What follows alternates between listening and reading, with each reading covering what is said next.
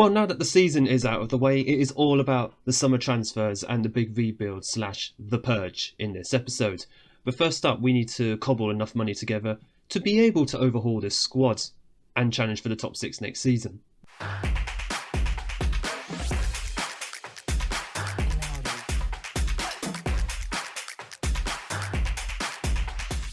Hello and welcome back to Unemployed to Legend Club 2 episode 4 with Dundee United. My name is Craig and come up in today's video we have all the summer transfers as we attempt to overhaul this squad ready to go for the Scottish Premiership next season.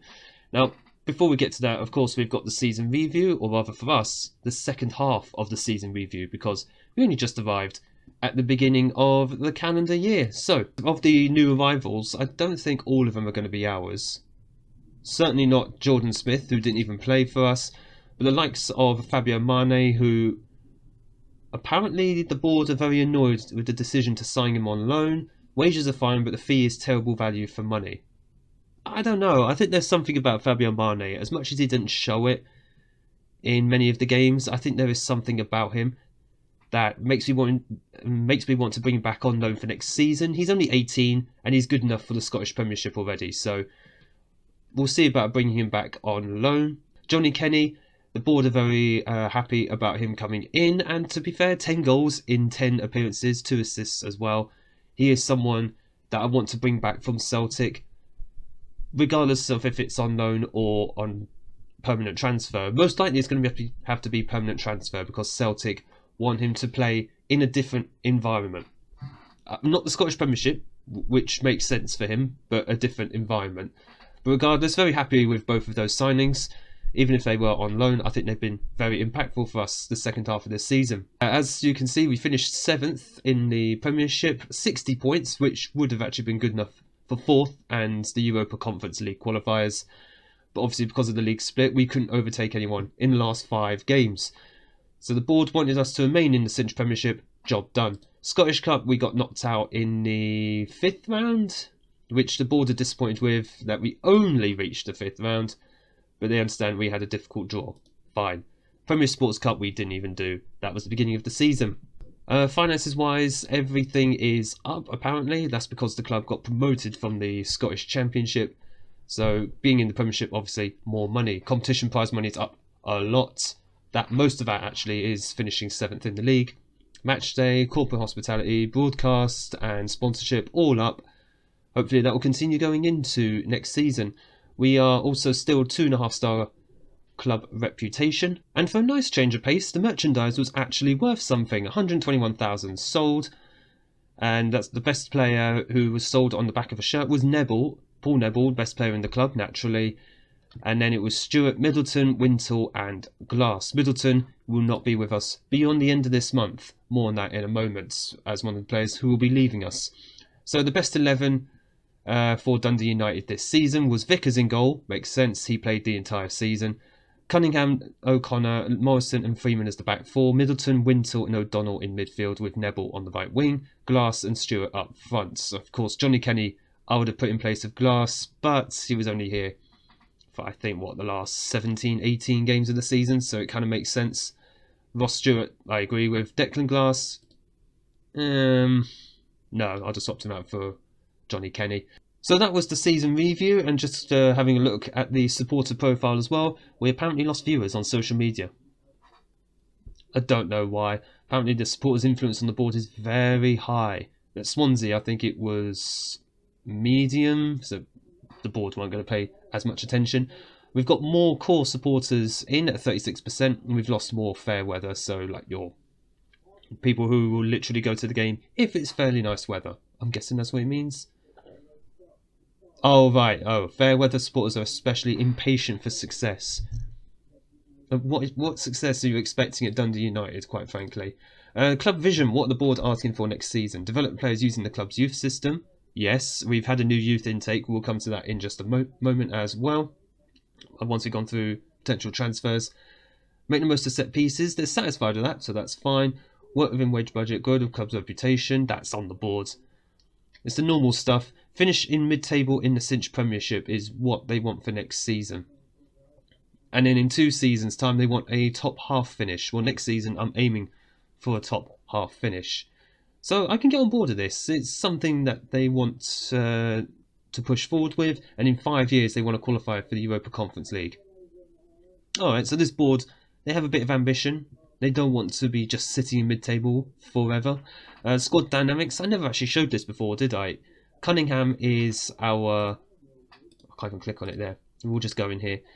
Greg Cunningham is our team leader, the first team leader we've had in this series. He is 34 years old. He was someone I earmarked originally to kind of get rid of, but he's played the vast majority of games. He started 28 out of the 38 league games this whole season, so next season I'd like to sort of push him back to backup, but it depends on who we're able to get in. Oh, it's worth noting, model citizen.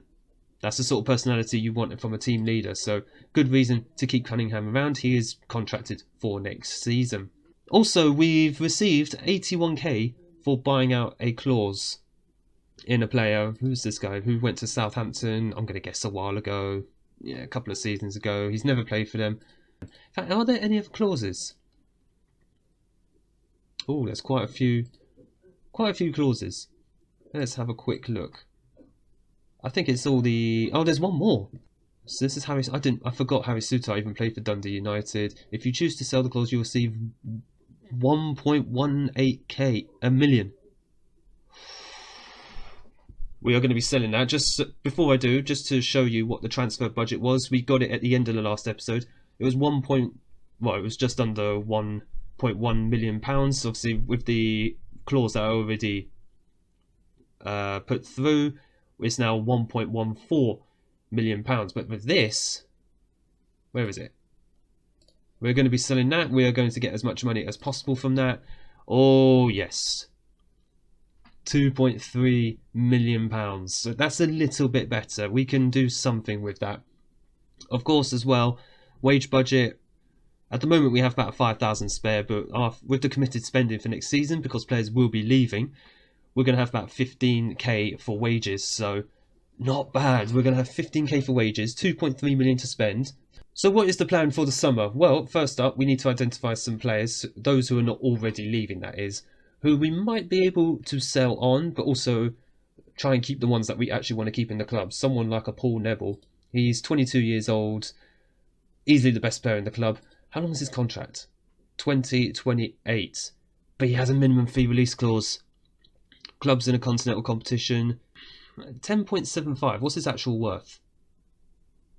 Okay, that's fine. But who wants him? Oh God, Premier League sides, I'm guessing. Leeds, Fulham, Brighton, who are in the Championship. Did Brighton get promoted or something?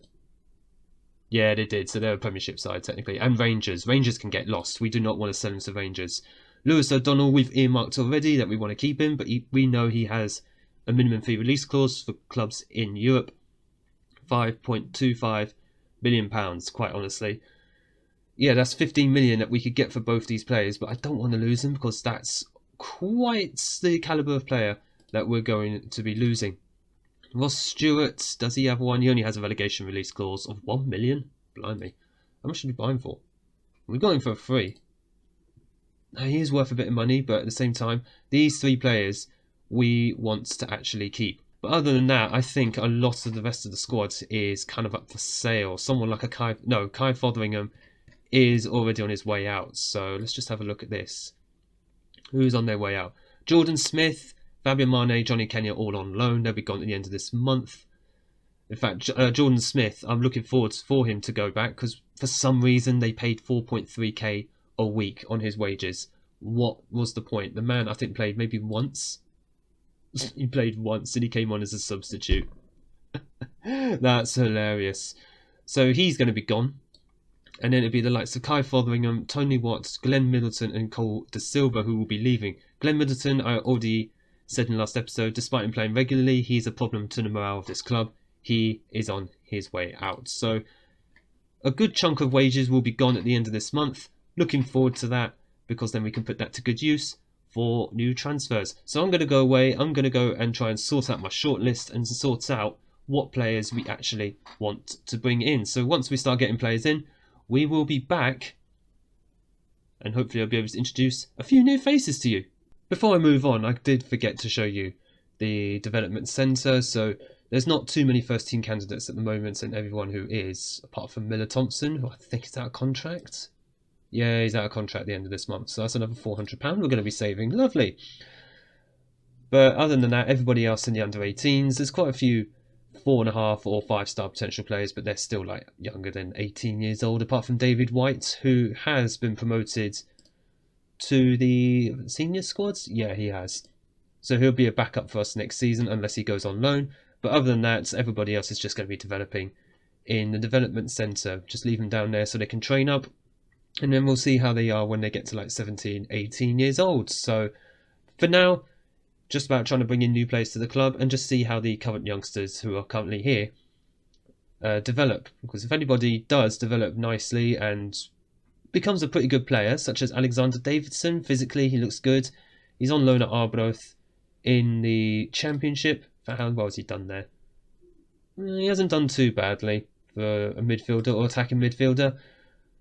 So maybe someone that we might consider keeping in the squad as a development player or as a backup for next season. But we'll see how the summer goes. I would like to use more youth players from this club, not just because that's what the board wants, but it's a good little development centre. We fell on our feet coming here. So let's see who we can actually try and bring through if the opportunity presents itself. Ladies and gentlemen, we got him. Johnny Kenny is officially a permanent Dundee United player. £2 million it took to bring him over from Celtic, although £1 million of that is up front. The other £1 million is on instalments plus other incentives, which I believe is if he plays internationally for Ireland for about 5 games, he gets another Celtic will get another £500,000. But to be fair, if he's playing regularly for Ireland, then he has turned out to be a very, very good signing. So I don't particularly mind that. Again, 10 goals in 9 league appearances last season for us. So certainly a very popular figure with the Dundee United faithful. And quite honestly, I'm very happy that we have got him in. As far as I'm concerned, strikers for the moment are sorted. Long may that continue. It's now just about the rest of the squad that we are trying to bring in. There are other players who are arriving in June and July. Once they arrive, we will go through those players as well. But it's been a busy time trying to get players in as well as players out. Although a good example here, Cole da Silva, we're trying to shift him out, but there are no teams who are actually willing to bid for him at the moment. So there is interest in him, but apparently a few clubs seem to be waiting for him, or rather waiting for him to effectively lower his wage demands, or maybe just wait until July like every other club does. Other than that, I didn't even realise a right back of ours, Richard Tate, who's been sitting in my reserves since I arrived. He has now retired, so that's another bit of money off the wage bill. I think only like £500, but he never played for me since I've been arrived. Didn't even play the whole season. So another player gone, which is fine. We're just trying to purge some of these players from the squad overall. I think there are a few players who are now going to be... Where are they? Oh, I think they've gone already. I think the likes of Glenn Middleton have already left the club. I don't believe it's actually shown up anywhere that they have actually gone. Oh, here we go. We've released 9 players. So, oh, right, that's why Cole da Silva was on his way out. Glenn Middleton, John Mahon, Tony Watts, Flynn Duffy, Kai Fotheringham, and a bunch of other youth players have left. So, I think we've now got... I was about to say we've got a good amount in the wage budget, but apparently we're going to be over. Might have to do a bit of fiddling around with regards... How much have we got? 13.2. Might have to do a bit of fiddling around with the transfer budget. But otherwise, I'm just literally waiting on players to arrive, and then we'll get to the 1st of July, when it will be free transfer day.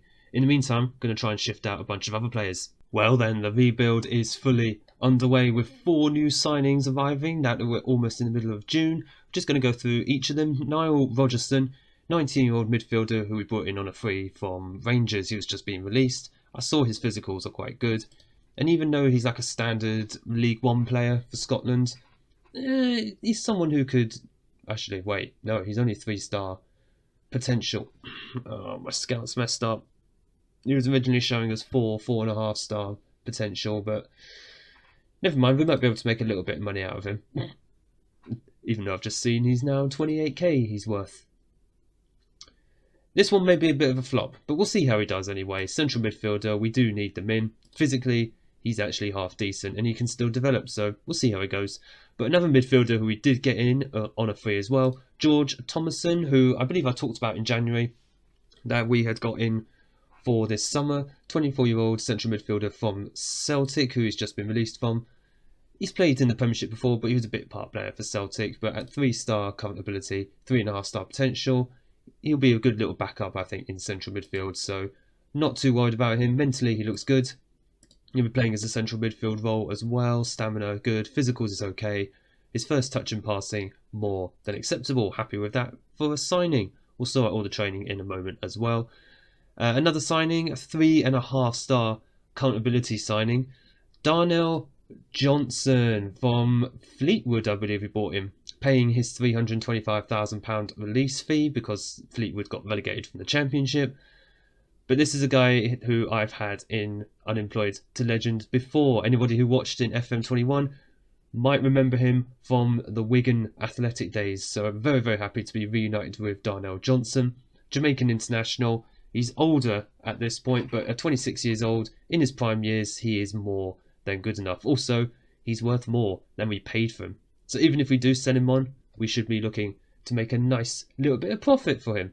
And the last signing who we've brought in so far, Tom Wooster, a new goalkeeper for £275,000 from Manchester United. 2-star current ability only, but 4-star potential and a chance to be a Premiership goalkeeper. He's going to be coming in as sort of a third goalkeeper. Josh Vickers at the moment is still our starter, but if we can get someone in over the top of him, absolutely fine. If Josh Vickers starts the season for us in goal, I'm not going to be too disappointed at the moment. But we'll be on the lookout for another starter goalkeeper. But Tom Wooster has the potential to be someone who could develop here at the club. Right, let me just sort out what the roles these guys are going to be doing, because it's now going to be about players between now and the beginning of July. Players who we'll probably try and sell on, as well as other players who may just be leaving us. Just such as in the case of Lewis O'Donnell, who we don't actually want to lose. Neville has also had an offer from Fulham as well. Yeah, Arsenal are interested in him. They're trying to lowball us by offering up to £2.3 million, even though O'Donnell actually has £5.25 million release fee clause. Now, apparently O'Donnell's going to be unsettled by this, but I'm just going to tell him, yo, there's a release fee for you. And Arsenal need to match that. As for Fulham, what are they offering? Up to £6 million. I'm pretty sure Paul Neville has a release fee. 10.75. He's worth up to 11.5. Well, you need to be offering us a lot of money. If he's going to move on, he needs to be going for a lot more money. So I tell you what, 15 million up front. Let's go. And I'll allow you 25% of the profit. Okay, there's potential here. Let's go to 15. Drop it to 14. They've just withdrawn it. So Paul Neville's not going to be happy either. Oh boy. Right, let's agree a fee for him. What's it going to take to keep you here? There's nothing that we can do. I'll accept this bid. Nope. Where can I put... Oh. You have a release fee. Okay, that's fine. I don't think anyone's going to pay my clause, so I'd like to be able to leave for less money. Ooh, okay. I don't really want to keep a player here if they don't want to be here. Oh, for goodness sake. Okay, he's a professional, so he's going to leave it there, but I need someone to meet that release fee clause. I don't want to lose him for less than £10 million. You must be mad. And now O'Donnell is not happy. Right, can we agree a fee for you? The offer wasn't good enough. Oh, thank goodness, yes. So O'Donnell's willing to wait for his release fee. That's absolutely fine. So chances are O'Donnell's going to be leaving for his release fee, which is money that we can just reinvest. But Paul Neville, I do not want to be losing him for less than £10 million. He's easily a £10 million player. I'm sorry, he just is. He's performed well in the Scottish Premiership. Formerly, he's played in the Bundesliga as well. Fulham are our affiliate club as well, by the way. Hold up. Yeah, Fulham's our affiliate club and they're trying to lowball us. Says it all, doesn't it? we'll see how this situation develops. But for now, we are still waiting on the 1st of July. Oh boy, we need this situation to be resolved quickly, because if they do leave, I do want to be able to reinvest the money. Well then, I mean, I know I said we had to sell to buy most likely, but a part of me did want to keep Paul, Neville and O'Donnell as well. But if Neville doesn't want to stay around because he's just seen the bright lights of the top English leagues, namely the Premier League, then I guess we have to let him go. It's not Arsenal we're going to be letting him go to, though. It is going to be West Brom, who did come in for him for about £7.75 million. I managed to bump them up to 12 million, which is actually higher than what his value is. But West Brom are a team who are going to the Premier League via the playoffs, which makes me think we could have probably squeezed a little bit more money out for him. But never mind, £12 million, and £10.5 million will be going in to the transfer kitty. It's not the full 100% because, well, we owe money to Neville himself. Neville gets 10%. Wow. And then Mains, of course, will get 3%. So I'm guessing that's about £1.5 million. Thanks very much for everything you've done, Neville. Only half a season we got out of you, but considering the club bought you in for free last summer, £12 million. Oh, what profit. Good grief. But that now does mean we will be getting a huge chunk of money. Oh yes, £11.3 million to spend, plus I think about about 12k on the wage budget.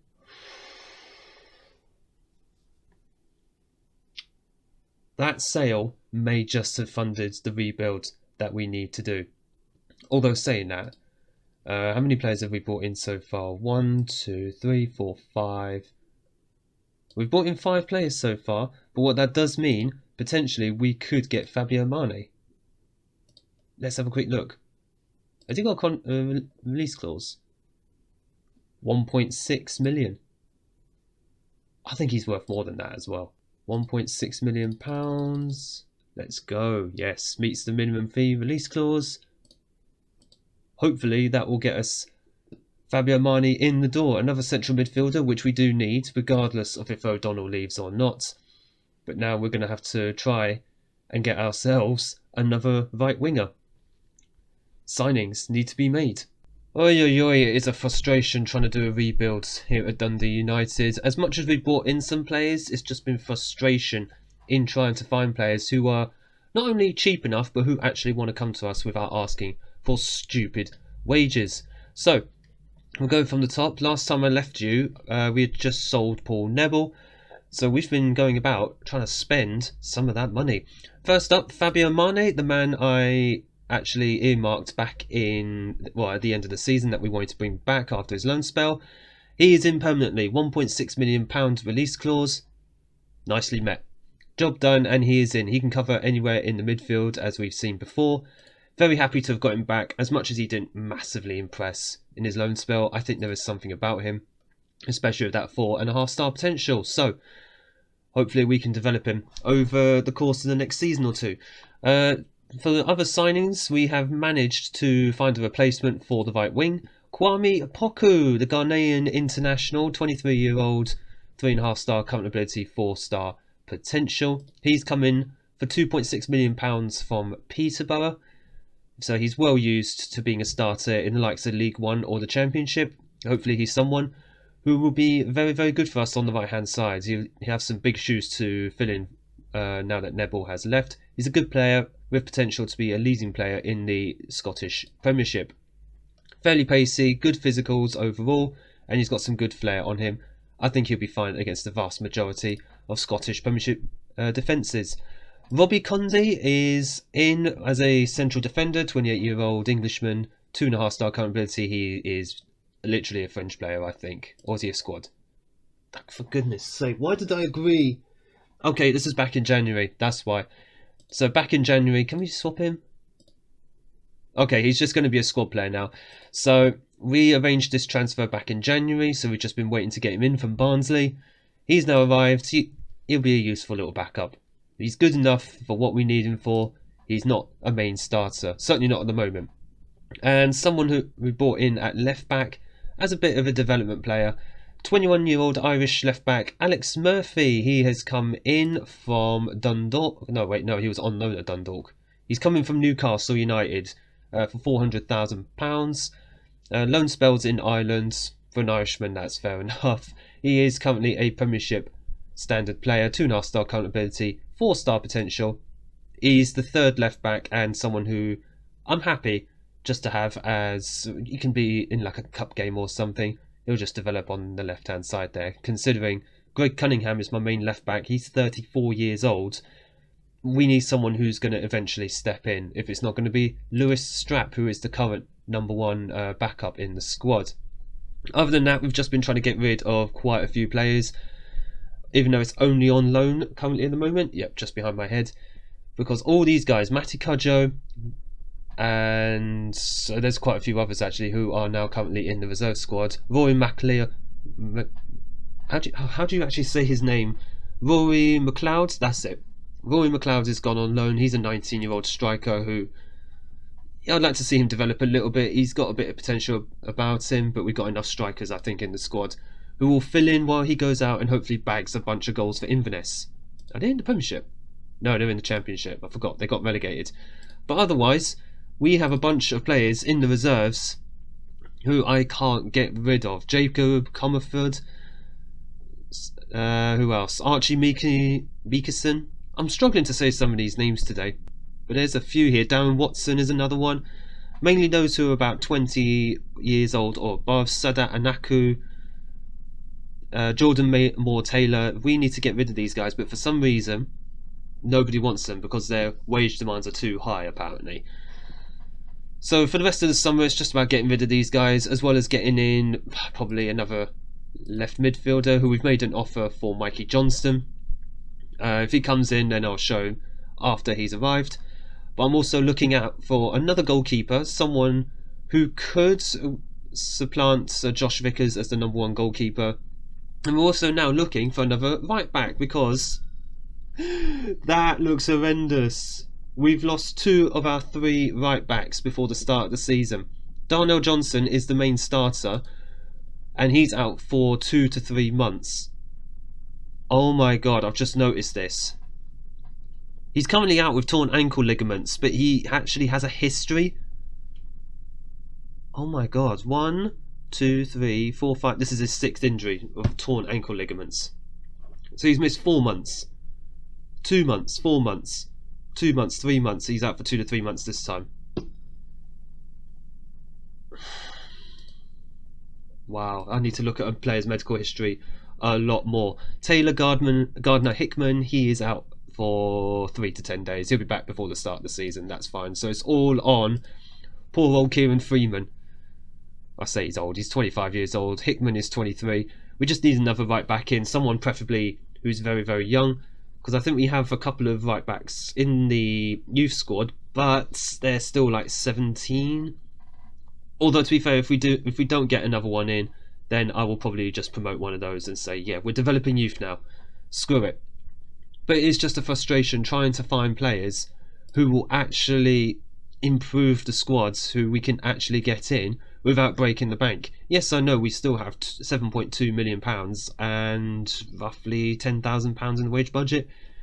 But with players still asking for about 15 to 20 grand in wages, I am not willing to break the bank. We don't have European money yet. So it's got to be a conservative rebuild this summer before we hopefully get into Europe. And then hopefully we get some more money to be able to really improve the squad to levels where we can not only do well in Europe, but also maybe challenge the top 2. We've got less than a month till the season begins. So let's go and see what else I can find. Unless we're just going to wait for deadline day, in which case, if it's going to be cheaper then so be it. And just like that, we are at the beginning of the season. Well, the day before, anyway. We'll gloss over that. We have had a few more transfers come in, about 3 or 4 more players. Mikey Johnston, I think I referred to him before, earlier in this episode. 26-year-old Scottish left midfielder. He's come in for, how much again? Oh, he came in on a free from Celtic. Another former Celtic player who has arrived. So him and George Thomason should get on very well. Another Scottish Premiership player. of that standard, who's currently close to full potential, 3.5 stars. But he's effectively going to be the starter for us on the left-hand side of midfield. He's our replacement for Glenn Middleton. Next signing is another goalkeeper, an actual backup, Arthur Okonkwo, 23-year-old Nigerian, former under-18s keeper, 3-star current ability. Looks very good technically, mentally and physically. He's about sound. He's probably about the same, I think, as Josh Vickers. But he comes in for £525,000 from Luton, who make a nice little profit on him. But the fact that we bought him in, his price range means he's worth about that much. We'll see how he does. He's going to be the backup, as I mentioned, to Josh Vickers. If he manages to overtake him, happy days for us. That means we'll have 2 goalkeepers of very good quality. It also means Tom Wooster, who we bought in earlier in the summer, he's just going to be in developmental, basically. He'll probably fall down to the reserve squad. Paolo Banjaki, a right winger / midfielder, who has come in for, how much was it again? £2.5 million from Farense in Portugal. Second Portuguese signing of the summer after Fabio Mane. He comes in with 3-star current ability, 5-star potential. Another one who is also Premiership standard, but he's just going to be a squad player for this season. I think you might just see, behind my head, he's second only to Kwame Poku, who is actually currently injured. So Banjaki may start the first game of the season. I don't know yet. It could be Ovora Edwards. I'm undecided at the moment, but we'll see how I'm feeling when it comes to the first game of the season. And finally, the last signing we've made so far, Jamari Clark. I say we made this signing. It was my director of football who brought him in. I've just decided to bring him in purely for squad depth, if anything. He's actually on loan from our senior affiliates. Yeah, he's on loan from Fulham. He's played in the Premier League, actually, for them already. But I don't think he's going to be starting that many games, except maybe some cup games, especially if you've got Johnny Kenny, Ross Stewart, and I believe Ovura Edwards is also ahead of him, and Declan Glass as well. So, Jamari Clark, squad depth, nothing more, nothing less. Don't expect to see too much out of him, unless he somehow performs, in which case, fair enough. I'll be proven wrong by my own director of football. So that's all the signings that we have made so far, and we've spent £6 million there just on these guys. That was for July, and ever since the beginning of this summer we've spent another, say, 2.5 million, 2.2 million, so about £8.2 million that we have spent on the rebuild so far. Bear in mind we've still got deadline day, which is good because we've still got about £4.4 million. In fact, can we reduce this wage budget anymore? We can. £4.5 million, that's pretty much fine. We've still got, like I said, deadline day coming up. If there's any deals to be had, we will be there to snap them up. But in the meantime, we do have the start of the season to be getting underway with. From the next episode, we will be viewing the first 2 Premiership games of the season. Away at Aberdeen, home against Hearts. 2 clubs who I hope we will be in the hunt with for European places this coming season. I think the squad that we've built so far is stronger than the squad we had last season, and I hope to be proven right with these first 2 games of the season. But we'll see how it goes, and I hope that you will be here with us for that in the next episode on Monday. If you have enjoyed this episode, make sure that you hit the like button down below and smash the big red subscribe button so you don't miss the start of the new season in the next episode. Thank you all so much for watching. Thank you all for your support on the series so far. I look forward to seeing you all in the next episode.